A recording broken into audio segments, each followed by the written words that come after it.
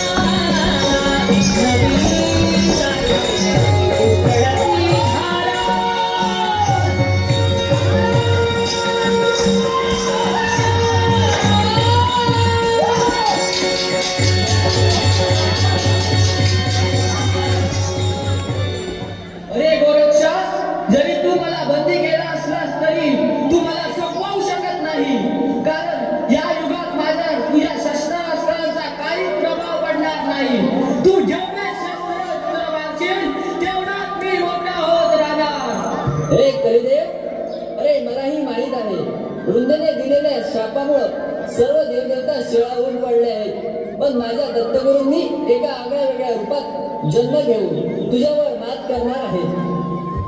अरे मग पाहूया काय करतोय तुझा दत्तगुरू. मला पण पाहायचे आहे. पहा तर पहा.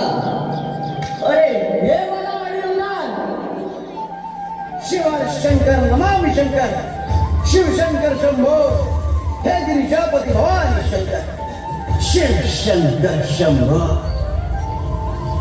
हो कली, मीच तुला रोखणार आहे. अरे मी आगळ्या वेगळ्या रूपात तुला अडविणार आहे. मी स्वतः स्वामी असेल, मी स्वतः गजानन असेल, मी स्वतः साई असेल. मी पण सर्व माझ्या भक्तांमध्ये, सर्व लोकांमध्ये स्वामी समर्थ नावाने असेल. मग तू आणखी काय करणार? अरे आध्यात्मिक शिक्षणाची जोड हवी, याच्यासाठी ज्ञानी माणूस प्रभावी बनवेल. आणि ह्या विश्वासात माझे अनेक भक्त ज्ञानाचे ज्ञानमंदिर उभारतील आणि त्या ज्ञानमंदिरातून प्रत्येक जण ज्ञानी होतील.